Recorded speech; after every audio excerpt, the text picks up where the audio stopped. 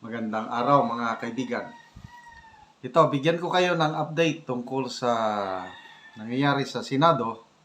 Yung kagabi, may na-cite in contempt na ambassador, si Special Envoy Marcos Lacanilao. Cited in contempt, inaprobahan ni Senator Amy Marcos, pinasok na sa kulungan. Kaya lang, inilabas kaagad. Bakit inilabas kagad? Kasi ayaw pirmahan ni Senator Escudero ang contempt order.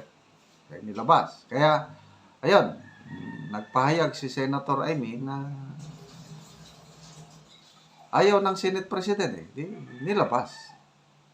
So ito ngayon, dahil sa pahayag ni Senator Amy na parang ang sinisisi niya si Senate President Escudero, rumesba si Senator Escudero.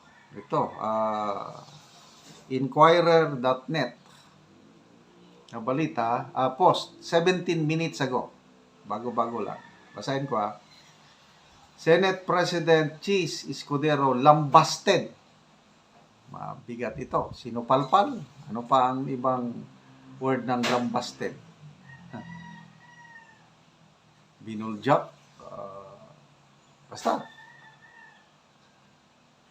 Lambasted Senator Amy Marcos on Friday, boldly telling the presidential sister to refrain from using the Senate as a platform for her own political objectives. Ito, mabigat ito. So, pang-election lang pala itong Senate hearing na ito ni Senator Amy. Yun ang sinabi dito Huwag mong gamitin ang Senado, yung hearing mo para sa iyong political objectives. Early Friday, April 11 ngayon, Escudero refuted Marcos' claim that he refused to sign the contempt order of Special Envoy on Transnational Crimes, Ambassador Marcos Lacanilao, who was cited in contempt and ordered detained in the Senate for allegedly lying. So, ito, wala pang detalye ito, general statement lang. So, ang pagkakaalam ko, yung mga ganitong cite in contempt is nasa committee level. Once na nag-usap-usap na yung nag-decide yung committee level at naprubahan ng chairman, ministerial na lang ang Senate President pagpirma. Example, nung last year ba ito? Nung iniimbestigahan yung mga reklamo against kay Pastor Apollo Kibuloy, so ang chairperson si Senator Hontiveros. Okay. So, yun na, cited in contempt na si Pastor Apollo Kibuloy. At kailangang isyuhan siya ng warrant of arrest. O yun, yung contempt order. Kasi hindi nga nagpakita, no? So, isyuhan ng warrant of arrest. Ang nag-usap-usap lang yung committee members and yung chairperson. Nung nag-object si Senator Padilla na kailangan ng botohan, magbotohan muna yung mga members ng committee kung maka-garner ng I think 7 votes, hindi matutuloy yung arrest warrant o yung contempt order, walang bisa. Kailang problema, kulang ang bilang ng mga senador. So natalo yung motion ni Senator Padilla. Kaya tuloy pa rin, ma-enforce yung contempt order, pipirmahan yung arrest warrant. So, ang ginawa ni Senate President Miguel Soberino is, wala, pumirma lang siya kasi ang desisyon nasa committee level. Yun ang pagkakaalam ko. So, ito ngayon,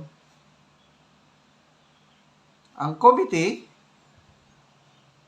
nag-decide na nag-motion si Senator Bato, inaprobahan ng chairperson, kinulong na. So, the only way na hindi makukulong yung cited in contempt kung ayaw ng Senate President. At ito nga, ayaw niya. So, papaano ang pag-ayaw? Ayun, hindi niya pirmahan yung contempt order. So, ito, wala na ito, banggaan na. Talagang matira ang matibay. Okay, may post si Teo Moreno. Sabi niya, it's a clownery. Ano yung clownery? Katatawanan daw. Kasi ang mag-determine lang sa kung sinong makukulong, depende sa Speaker of the House or sa Senate President. Ito, post ni Teo Moreno. So, sa House of Representatives, sa Quadcom, Tricom, marami nang nakulong. Nakakulong pa hanggang ngayon si Colonel Grijaldo. So, bakit natutuloy yung cited in contempt, nakukulong? Dahil gusto ng Speaker of the House. So, yun. Dito naman sa Senado, I think last year, mayroon ding nakulong. Si Agent Jonathan Morales at yung isa pa. Panahon pa ito ni, if I'm not mistaken Senate President Miguel Zubiri. Nakulong. Nang mga ilang araw si Agent Morales at yung isa pa. O ang nag-set in contempt noon si Bato, Senator Bato at Senator Jinggoy, nakulong. Dahil pumayag ang Senate President. So dito ngayon, hindi, nakulong nga, natuloy, pansamantala, may video akong napanood. Pumasok na sa kulungan si Ambassador Marcos Lacanilao. Kailan, hindi nagtagal. I don't know how many minutes o ilang oras, nilabas kaagad kagabi. Kaya mas naniniwala ako dito kay Senator Amy na ayaw pirmahan ni Senator Escudero ang contempt order. So, press back. Huwag mong gamitin. Huwag mong gamitin ang Senate hearing for your political objective. So, ito na. Yung binasa ko yung mga comments, hati ang mga comments. May mga pumupuri kay Senator Escudero, meron ding bumabati ko sa kanya. So, anyway, bahala na tayong bayan na nakakalungkot itong nangyayari sa atin, but these are realities na nangyayari sa political landscape sa ating bansa. Salamat mga kaibigan sa inyong pagsubaybay sa ating channel. Nakakatulong kayo ng malaki sa Tribong Talandig dahil ang sweldo natin sa channel na ito is tinutulong sa Tribong Talandig. Namimigay tayo ngayon ng yero at pako para ma-repair ang sira-sirang bahay ng Tribong Talandig. Panoorin nyo ang video na ito. Karon mo na po ni ang natagaan dini sa Sitio Garden. Tagaan siya og yero. Kuan, ginabang sa mga mo ni gwapo ni nga asin ba kay kuan. Bago ni nga asin.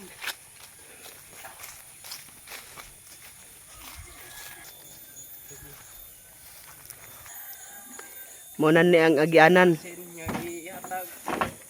Ginabang.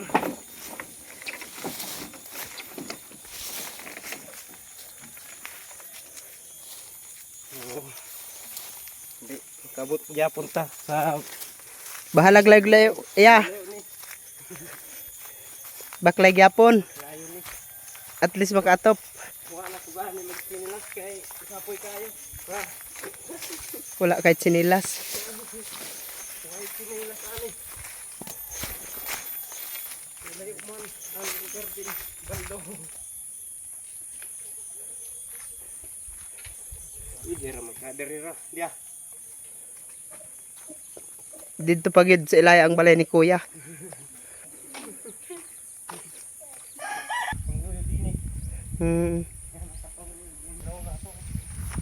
Abot na gid sa balay ni Kuya.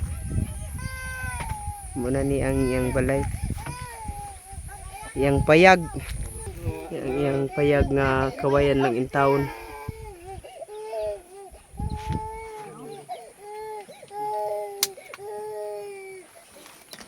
Ug ang Diri ra sila maglungag. Sa yuta ra. Hindi ba sa kon ba? Minatik na balay. Ug mo na ni makita sa gawas nga bayan sa ilang balay nga nagtakilid na gyud. Ug giapiran ra gani og trapal ang ilang atop.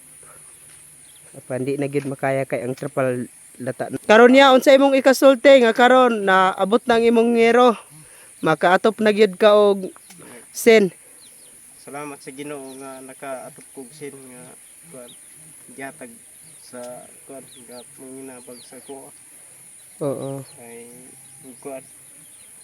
Salamat sa Ginoo nga kuan naka kuan Makaatop na ka. atop mo kog sin. Di na mo maulanan. Salamat sa nga bidso sa ko Oo. So salamat kayo. kayo sa tanan.